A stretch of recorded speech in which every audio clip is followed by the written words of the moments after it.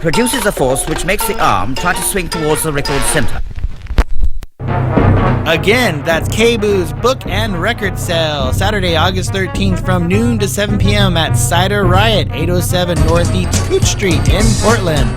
More information can be found at kboo.fm on the right side of the homepage under Community Events. I'm now standing in the center, and my voice should be located precisely midway between the speakers.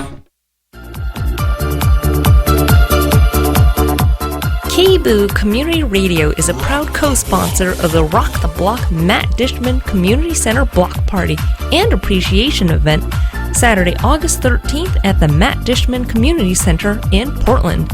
Activities include crafts, a rock climbing wall, inflatables, a dance party, and resource table from local agencies and businesses. Again, that's the Matt Dishman Community Center Block Party and Appreciation Event, Saturday, August 13th at the Matt Dishman Community Center, 77 Northeast Knott Street in Portland. More information can be found at kboo.fm on the right side of the homepage under Community Events. Hello and welcome to the Youth Randomonium. I'm your host, Nathan. Tonight is going to be a great show, one of the most special ones we've had in a while, I think. We have a very special interview to be played that is pre-recorded but is really cool. We got the lead singer of the Shins, James Mercer. So, Shins is a pretty big band, so graciously shouted us out on Instagram for this interview. So if you're listening across the country, then welcome. This is KBOO. We have some great shows here, including this show, every second Friday of the month. So we're going to be having that interview in a bit, and then going on, we're going to be having some more great music as usual. But first, just to set the mood and allow people who are tuning in across the globe through our website, kboo.fm, you can, as we wait, we'll be playing some Shin songs and, of course, some other songs to mix it up. But first, we have the biggest hit of, well, maybe not the biggest, but definitely the first hit the Shins ever had, New Slang. We're going to be playing that right now. Here we go, and thank you for listening.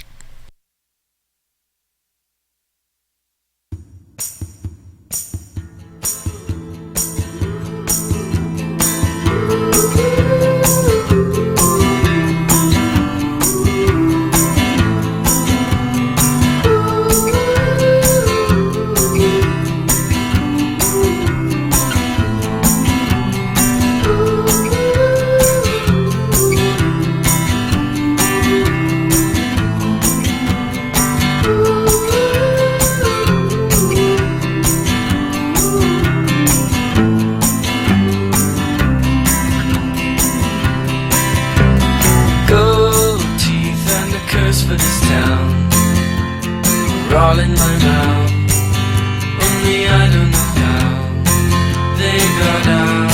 You turned me back into the bed I was when we met. I was happier then with no mindset. And if you turn to me like a girl takes to the wind, well, I'd jump trees and dive and dance like a king in the ice. So the rest of our lives we did well. New slang when you notice the stripes, the dirt in your fries. Hope it's right when you die, old and bony.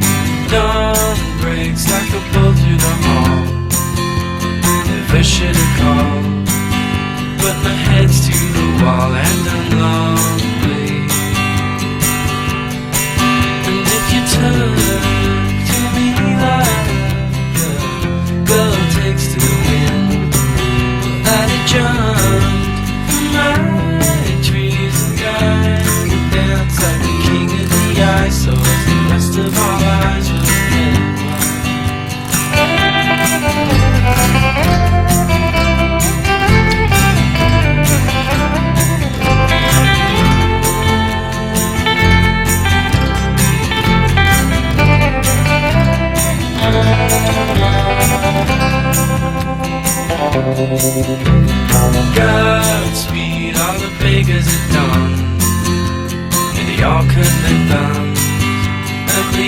their bonds till they melt away. I'm looking in on the good life I might be doomed never to find. Without a trust, the flaming fields am I too dumb to refine.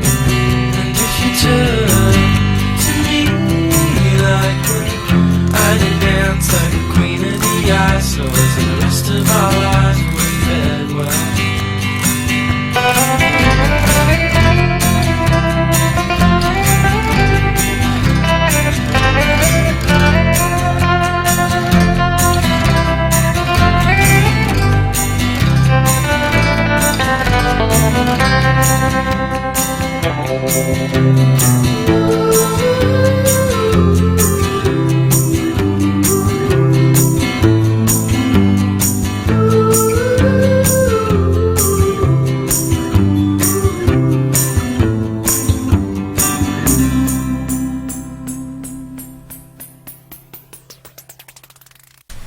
That was The Shins with New Slang. That was their first hit off of their first album, O Inverted World.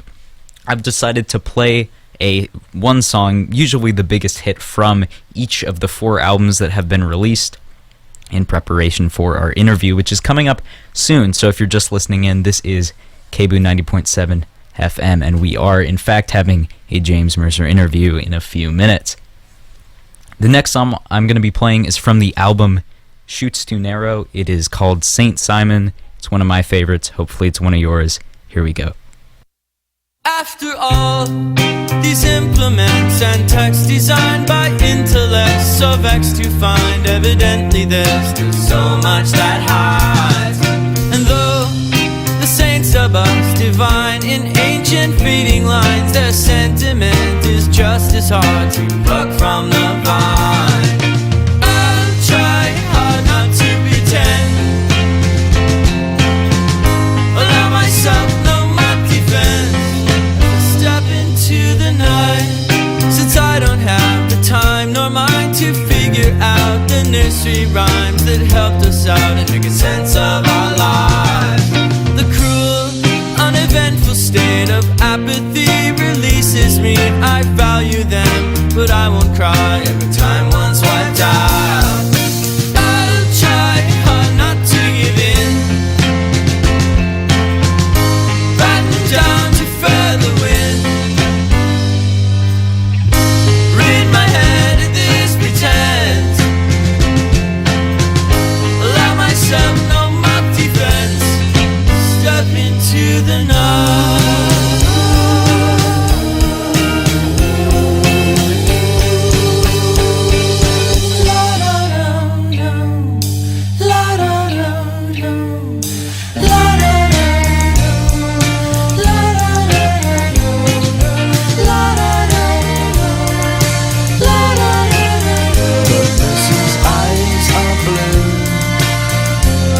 She places them in front of you.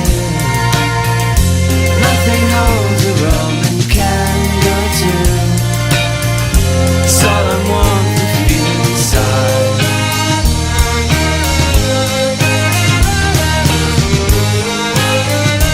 No measuring up, nothing else is left.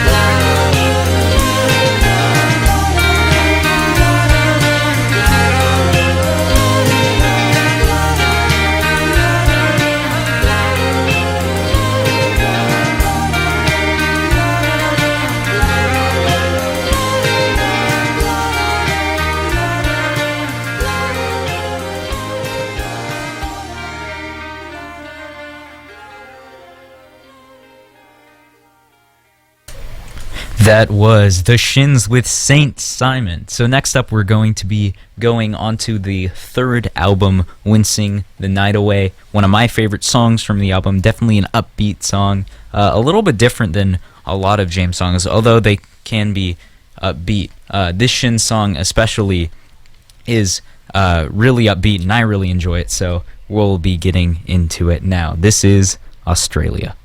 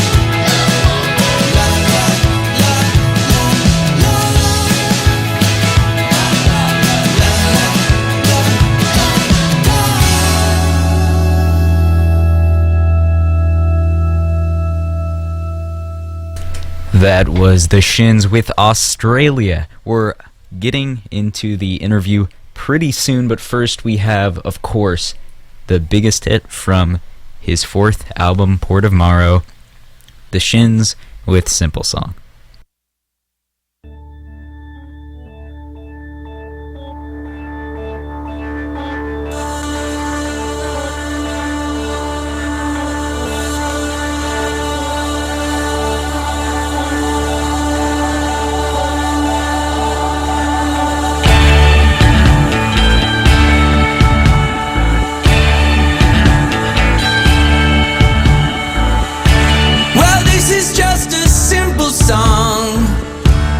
say what you done.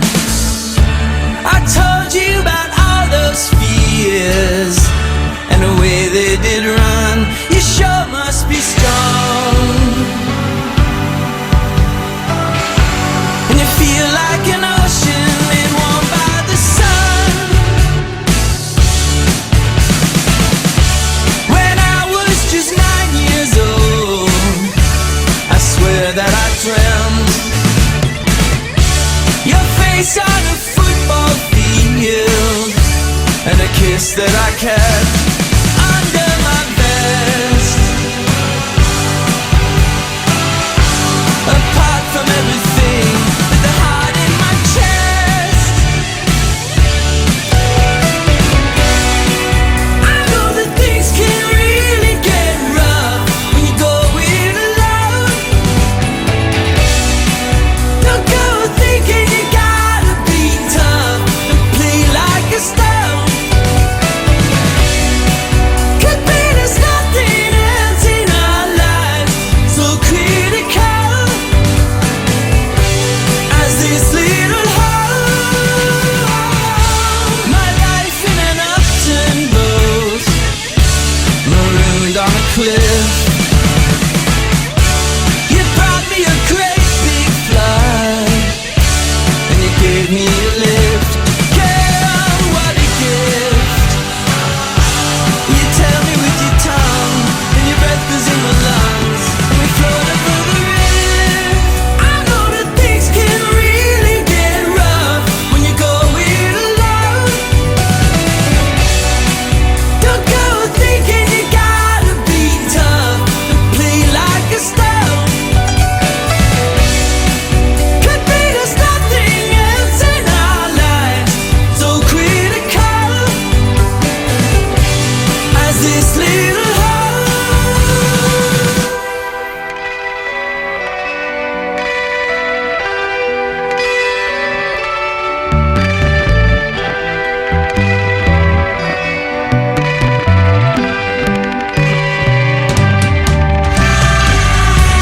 Well, this'll be a simple song to say what you done.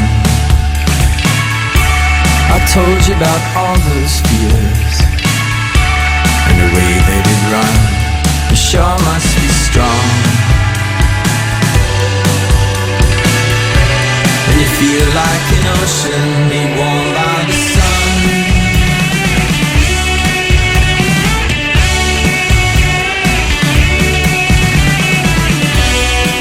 Remember walking a mile to your house, a glow in the dark. I made a family play for your heart, and the axe struck a spark.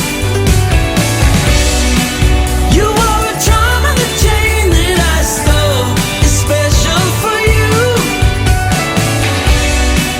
Love's such a delicate thing that we do with nothing to prove,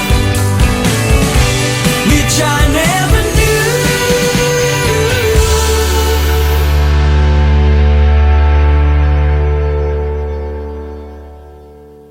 That was the Shins with Simple Song. So we've gone through all of the 4 currently existing Shins albums, or one song from each: O Inverted World, Shoots Too Narrow, Wincing the Night Away, and finally Port of Morrow. And those 4 songs were New Slang, Saint Simon, Australia, and Simple Song. So now we're going to be getting into an interview with the lead singer, James Mercer. I recorded this a few days ago at his studio here in Portland. He is the mastermind behind the Shins, and he has worked on several other projects such as Broken Bells, and he came to talk to me, or I went to talk to him about things such as past albums, current plans, future releases, all sorts of stuff. I hope you guys enjoy. I'm going to go right into it now. Hello, so I'm here with a very special guest, the lead singer of the Shins and the Broken Bells, James Mercer. Hello. How are you? Good. I'm doing well. Busy lately, but got the record done. So Nice. So okay, so you're already that far into production that you're. yeah, I mean, the record is done basically and mixed. We've been making little tweaks just because we have extra time. Yeah. My intention was to have the record come out this year, but there's inevitably these reasons that the label or whatever wants to postpone release just so that they have more time to set things up and do whatever sort of marketing and things that they have to do. So it looks like it'll be coming out next year, early next year, like January, hopefully, Awesome. 2017. How long have you been working on it? I mean, if you like actually really, trying to be out here in the studio every day was probably a year ago that I started doing that. But, I take it pretty slow. I work a lot alone. So it's not like writing a bunch of songs with a band and then rehearsing them and then going into a studio with a producer and just kind of banging them out and then dressing it up at the end or anything. I sort of write and construct the songs while I'm recording. And you've been doing a lot of the recording here then? Yeah, there's some strings that were recorded in Nashville with our guitarist and multi-instrumentalist Mark Watrous, who plays violin, and so he has his own studio down there. So he did some arrangements for strings and then sent them up to me. Awesome. So it sounds like you've done a little bit of outsourcing. Yeah, totally. I mean, I do whatever I can.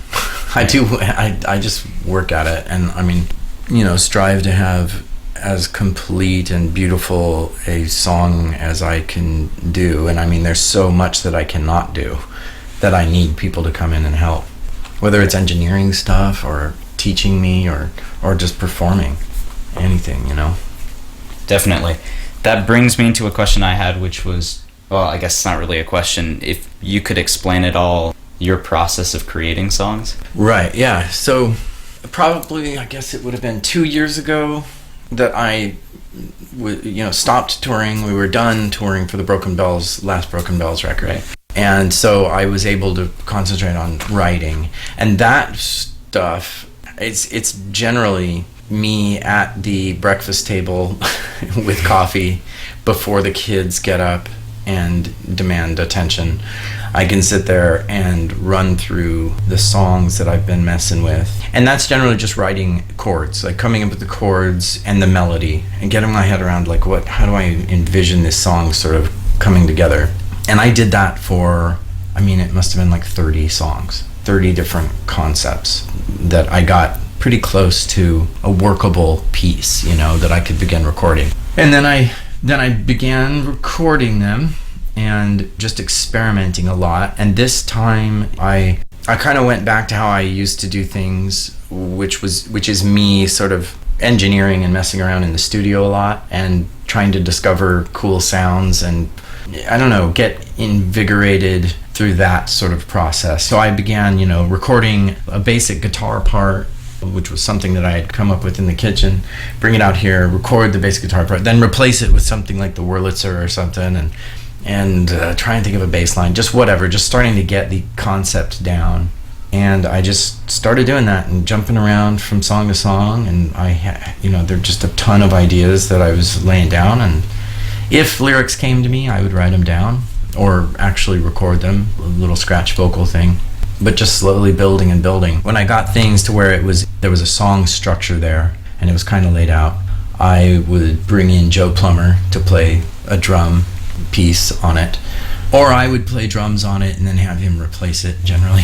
But a lot of looping and just the way I've always done it, the way I did it on the very first record, which it's funny because I noticed that I've been interfacing a lot with Instagram over the last couple of years. Shinstagram, baby.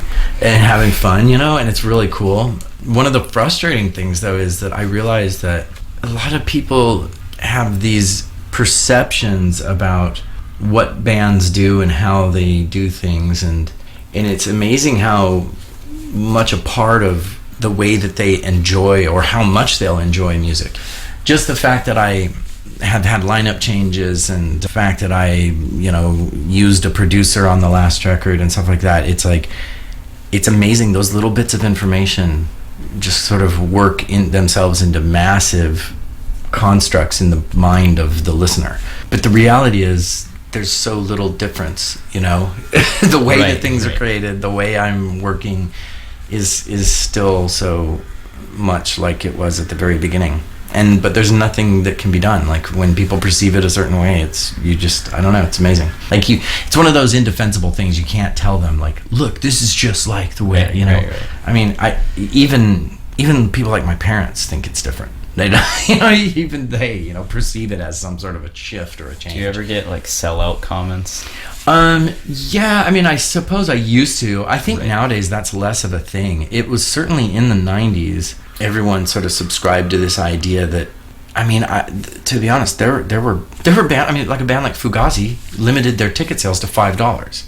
I mean, just, you know, with no one asked them to, you know, but they did. So there was this real ethos of like making money or charging people in a sort of fair market sort of way for what you had to offer was bad. And maybe it is bad. I don't know, but I never had very sophisticated political ideals or anything. So, I mean, but yeah, so I think nowadays though, people are just kind of like, you know, hey, you're in a band, you got to do what you can to get along. I mean, you're not going to sell records the way they used to.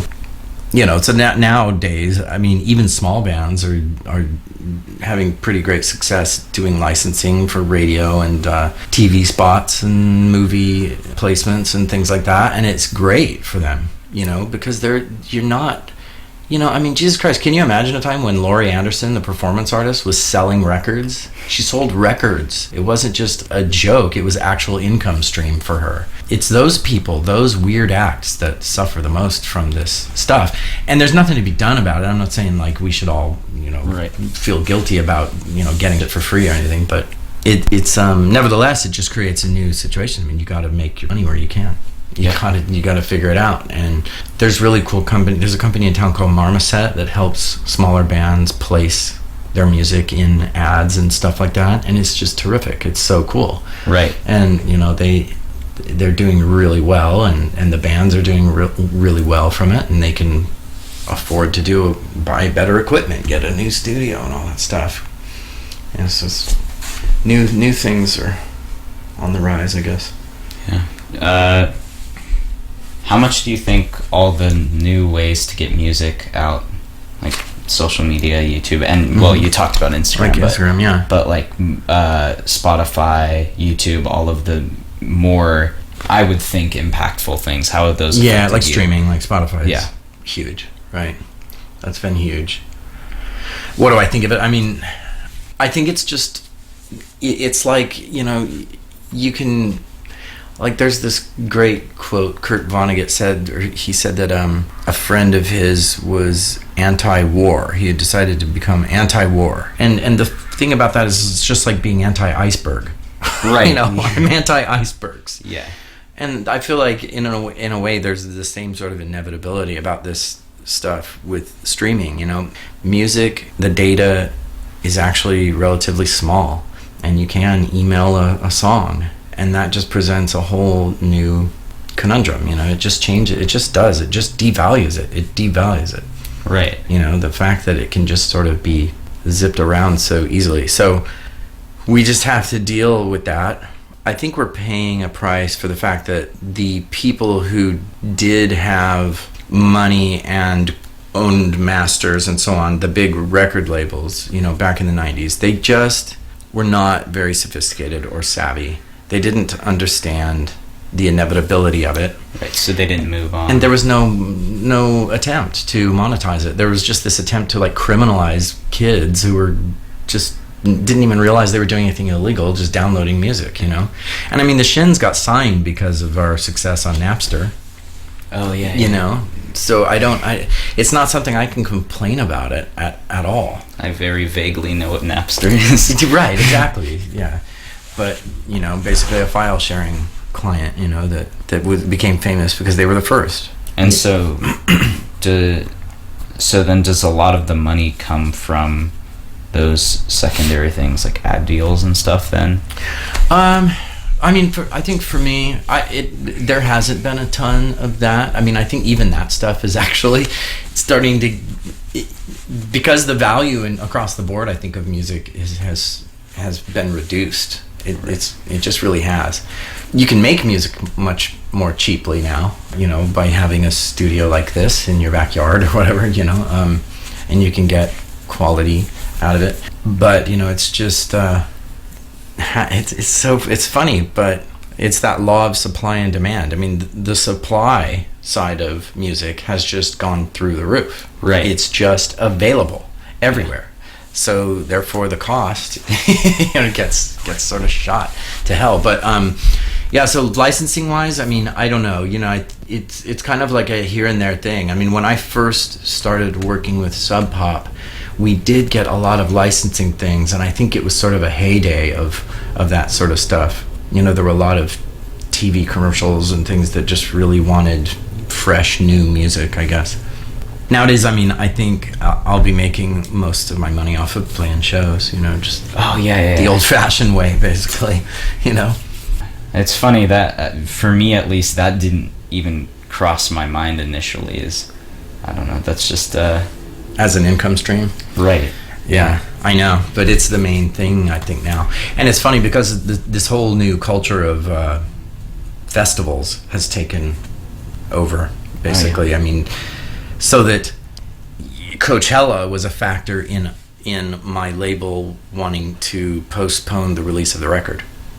This one? Yeah, because Coachella is such a powerful influencer. It's such a high profile festival that we want to get as good a placement as we can in it. And I guess apparently when you release your record has some sort of a influence on that. So it's crazy. So it's huge. But the great thing about it is you play something like Coachella and you get paid quite a bit of money because they have so many people coming in. They have a lot of money to throw around, and they give a lot of it to the bands. That's great. Yeah. I was going to talk about, speaking of when we were talking about advertisements and various other things like that, Beatbugs came out, right? Right. Yeah. For those who don't know, it's a Netflix series that has a bunch of pretty high-profile artists on it covering Beatles songs. And so you were on there, Sia was on there. Yeah. And then Sia, there were definitely other people. Eddie Vedder. Yeah. Yeah, pretty cool. I was stoked to... I mean, I think Eddie Vedder was part of it already when I was approached about it. But not Sia. I don't think she was on there. But I love her stuff. She's great. Yeah, that was pretty cool though. Yeah, it's Beatles songs. You cover a Beatles song and then they animate it. I guess I haven't seen it. I want to see it. I think it's now available. So, yeah. We'll have to download it. But that was actually one of the first things I did out here during this season of recording in the Oral Apothecary studio. Yeah. That was given to me and I just laid down the vocal tracks. They had the whole backing track was there, and so I just needed to go through and do my best to, I don't know what, just keep up with it and stuff. And did they give you the songs that you needed to cover? Yeah, they gave me that song. Yeah. That was the one. They had picked it out for me. So, and it was really fun. I really loved that song. Yeah, it was fun. Good time. And I got to it sort of got me back into the swing of things of recording out here. Right. Yeah, because it's sort of a process of relearning. Since I only do these Shins projects every 4 years, it's like you with your handwriting or something. It's like you just forget it. The little intuitive things that were intuitive now are like muscle memory that's been lost. And so it took me a while to get that back. And one of the projects was that Beatbugs thing. When I'm sure you end up using different software. Well, that's the thing. The software changes over the course of 4 years. It totally changes. And I'll need to now get a whole new system because everything changed. Everything's outdated. After 4 years, it's nuts. You did Broken Bells only a few years ago, but you weren't doing a lot of the... Yeah, I didn't do any of the engineering. No. I think I recorded one little keyboard part up here and then sent it down to Kenny. Yeah, we do all the Broken Bell stuff down in LA with Kenny Takahashi and Todd Monfalcone in Brian's studio. Actually, that's an interesting question. Talking about Brian Burton, because obviously you guys have done that project together. How did you first meet, and how did you first get in contact to do there's a great photo that Brian sent me that's on my Instagram the Shins Instagram page, and it's a photo of the night that I met Brian, and it was in Sweden, I believe. This is Sweden. Anyway, I may have seen this picture. Yeah, was it Sweden or Norway? Maybe it was Norway. Anyway, we were on tour back, must have been 12 years ago, I think. And Brian came backstage. He was a fan of the Shins, and just kind of popped backstage, introduced himself, and we happened to be listening to the Grey album at that moment. And so it was kind of a perfect little segue. So one of his big first releases, that was like this scandalous, I guess sort of a mixtape that he did between Jay-Z and the Beatles. Oh. So they called it the Grey album. Yeah, it's a huge thing. You should look that up. It's really cool. I definitely... It's kind of something that really got his name out there. Danger Mouse, Yeah. And he works with a lot of really high profile people. Now because he's extraordinary. I mean, he has really great taste. He can manage personalities well. He's really like a natural born producer, I think, and he's musically very talented too. Good dude to work with.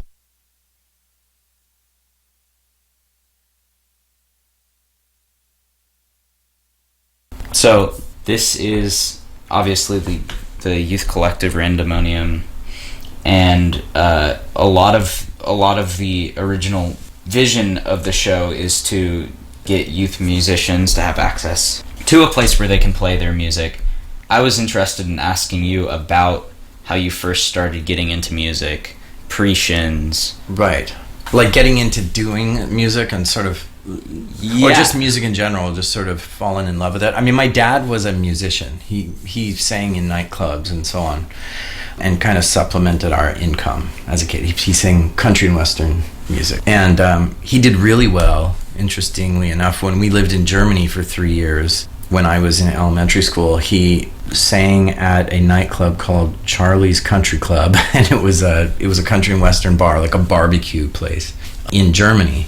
And the Germans at that time, and I suppose still do, really, really sort of, I don't know, they just love American culture, and they love the idea of country music, and country music is still very popular in Germany. Huh. And my dad was a real proper cowboy. I mean, he grew up on a cattle ranch in Montana, and plays these songs, and he's the real deal, So he was killing it over there. We would load up this Volkswagen Beetle and drive it out to the place, and I would come along sometimes because they couldn't get a babysitter. So I spent a lot of time in nightclubs watching my dad up on stage. It was a thing that people do, Right. And I'd say, I moved back to the States after that. I moved to Albuquerque, New Mexico, and I started hanging out with some kids who were into some hip music.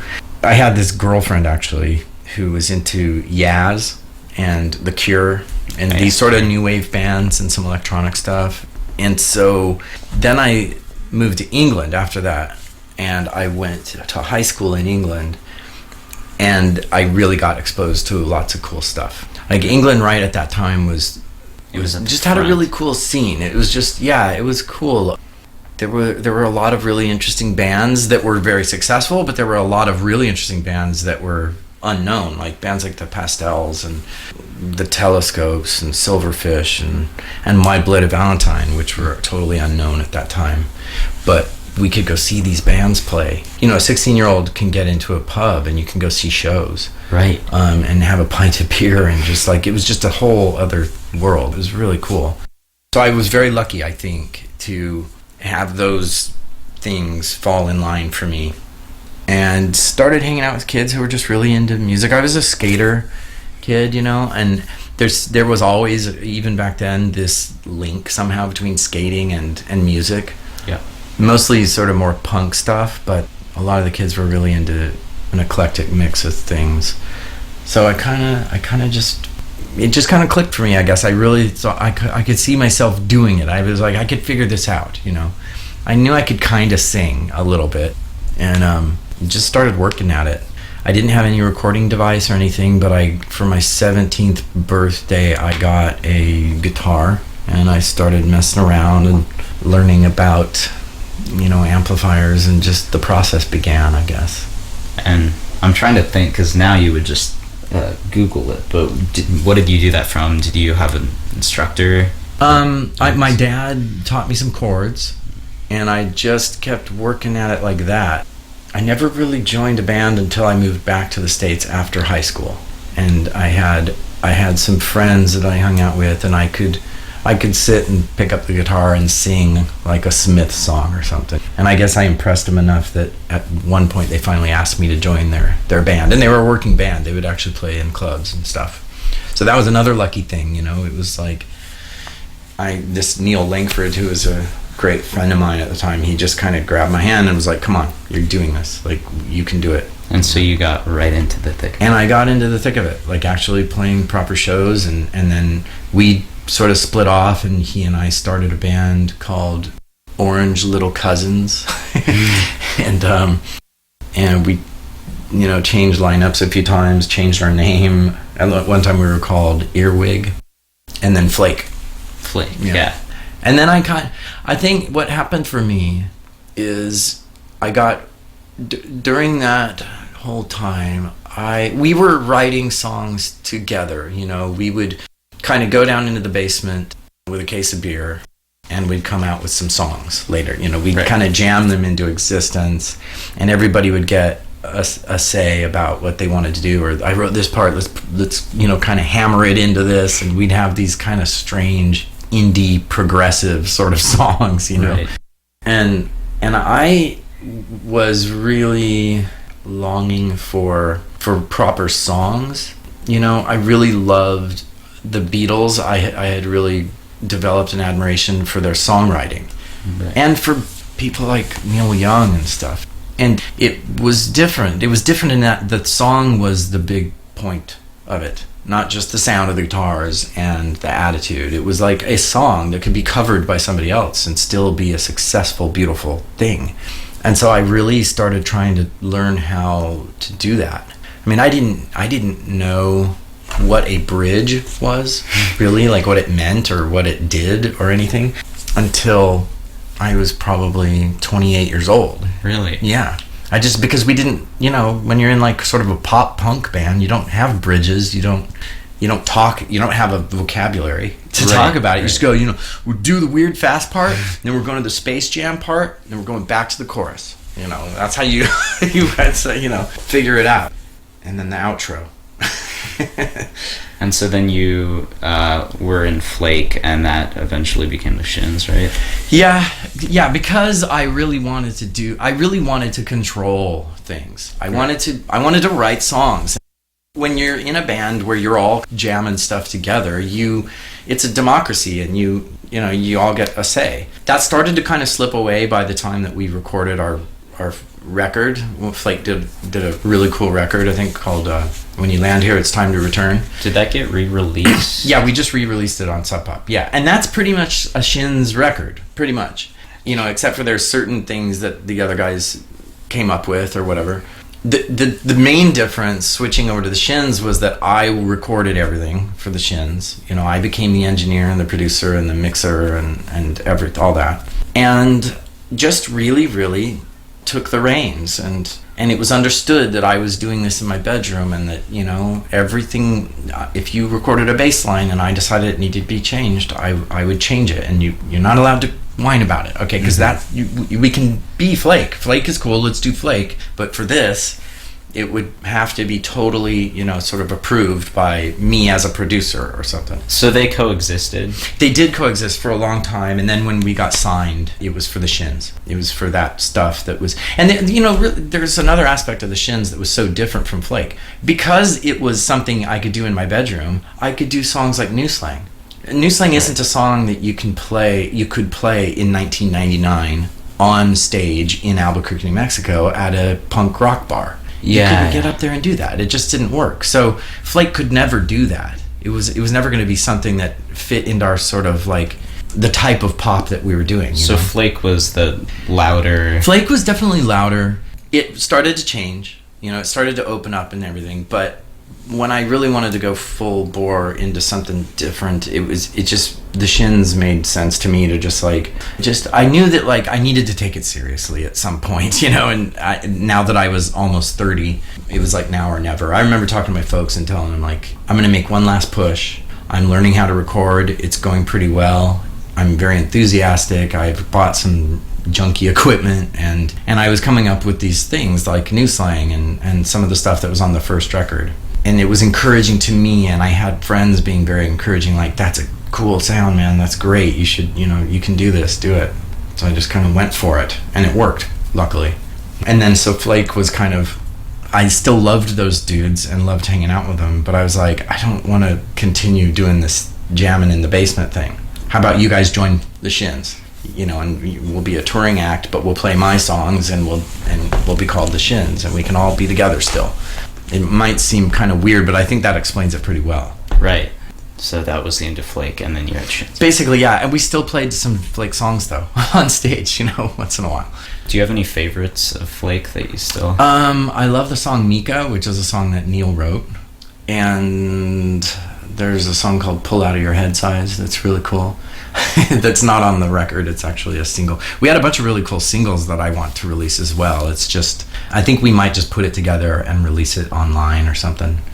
And did Flake ever get any recognition amongst like record store owners, like indie record store owners and indie fans? There was a bit of attention, but there wasn't a thing like Facebook or anything where they could voice their opinion or anything. Right. It was just sort of lost in the fog of everything at the time.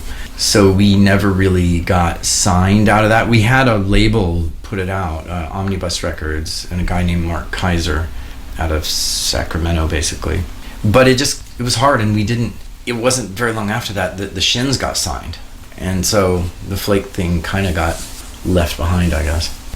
You get to the point where Shins is it's released, it's definitely got some recognition, new slang has become popular. There was a movie that featured the album. Well, they featured 2 or 3 songs, maybe just 2 songs, but it was Garden State, right? Is that what you mean?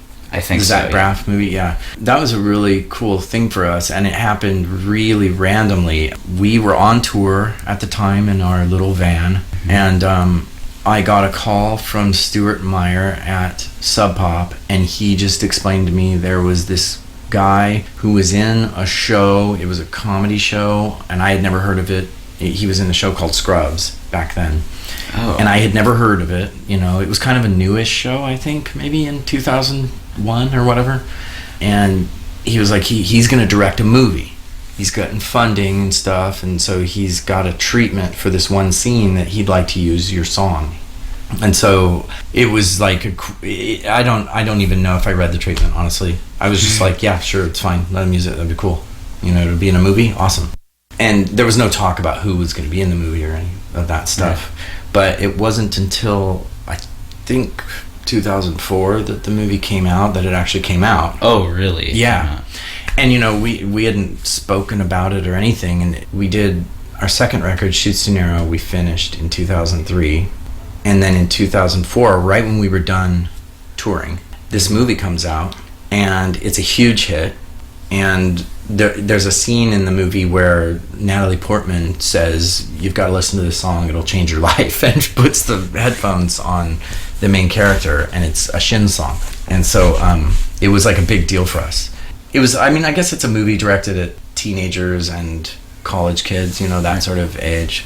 And so it was kind of perfect storm for us, and we ended up actually going out and touring for a whole other 6 months just because of that record coming out.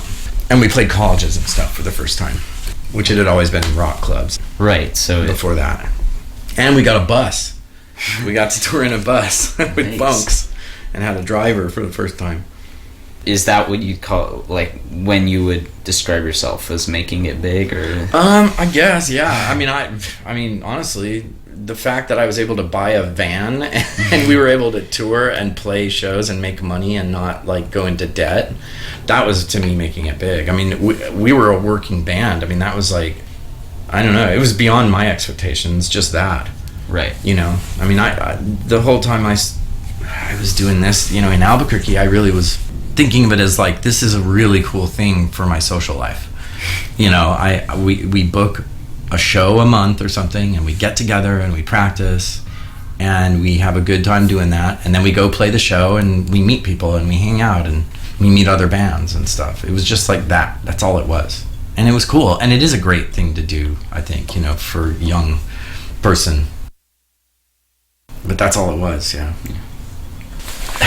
So, yeah, your album will be coming out January next year. Should be January. God, I hope so. I want it. I mean, you know, it's so hard because you want it. I would love for it to just come out now, but it can't. It's, you know, the label needs to feel like they've done everything they can to, you know, give it the impact that they hope for. And so does that often happen with product, records, where it just sits in limbo until... It's in limbo for sure now.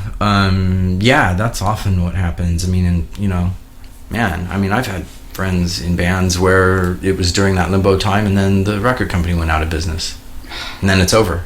Yeah, it's over. You can't release the record because they own it contractually, so you have to re-record it or something. If you had advice for somebody who's trying to get into nowadays, yeah, to be in a band or be a songwriter or something, I would say that you have extraordinary tools at your disposal now, and you should really, really get versed in using them. I don't know that Sony Records will do as much practically to have the impact that I've had just doing Instagram. I just don't know how they're going to do it. They can help me to get interviews in magazines, but there's not a lot of magazines anymore. Right. You know? So you have to think about it that way. You know, like the old infrastructure is fading, and it's being replaced by all this new stuff that you can do on the bus going to work. Right. You know, so I would say be wary of signing a contract, honestly, because one of the things that I think is happening is that labels are looking for more of your money. They want a cut of your live shows. What are they going to do to help promote that live show? I have no idea. What are they going to do different than they did in 1980? Don't think anything.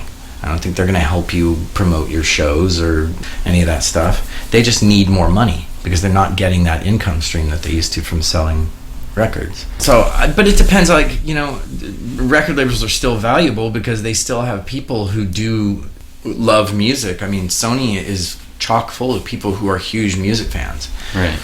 And they do have access to things still. And so if you're a band that just has no interest in doing that or has no ability to, you know, set up an Instagram account, which is kind of ridiculous to think of, but, or to do your own Facebook or something, then, you know, you might need to do it the old-fashioned way. But I mean, I would say it's that. The other thing is, like, recording. I mean, learning to record yourself is going to be such a valuable skill, even if you do feel like you need to hire somebody to help you make it sound just right. Just knowing what's going on is a huge help, and you can do that now, whereas it used to be just really, really difficult.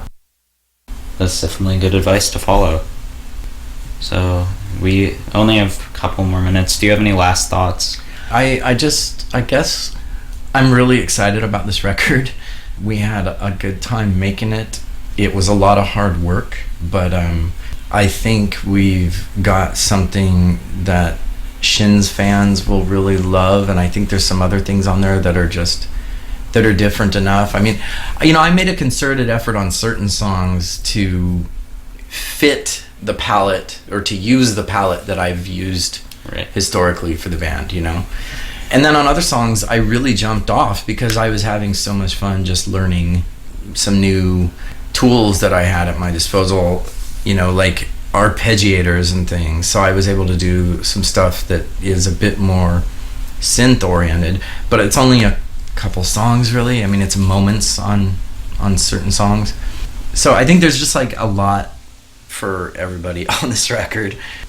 I think it's really strong. I think lyrically I'm better than I ever was, and I think my songwriting is stronger than it ever was. So I hope people, you know, can look at it that way. What album do you think it's most like, or is it? Oh man, completely different? I would say it, because we've only had 4 records out. Right. It's probably somewhere in the first 3. It's probably different from Port of Marl, because I produced it, and it's got, therefore, this sort of, I kind of jam pack stuff in there, right. So it's pretty like wall of sound sort of. But yeah, I would say it's somewhere in between all 3 of them mixed up, and the songwriting in a lot of ways is like that too. Okay, well, it was great talking to you. Thanks, Nathan. This was James Mercer, lead singer of the Shins and the Broken Bells. You can find him online. What is it at? It's The Shins on Instagram, just Okay. The Shins. And do you have any other social We media? have Facebook thing running as well, and I'm not very good at involving myself in that, but yeah, there's The Shins Facebook, the Facebook / The Shins, I don't know, something like that. I have an account at Snapchat called The Shins Must Die, but I haven't really done much there either. So just go to our Instagram. Okay, that's at the Shins, and make sure to stay tuned for his album, which will be releasing in hopefully January of next year. Yeah. Okay, thanks for listening. Thank you, Nathan. So it's the worst thing I've ever done. So that was the interview with James Mercer. Thank you so much for allowing me to interview you for this show. It was really great. I thought there was a lot of great insight, and for the people who weren't so sure about the plans for the album, I'm pretty sure some of that was exclusive information, so I hope you enjoyed. Now we're going to be getting into a few songs.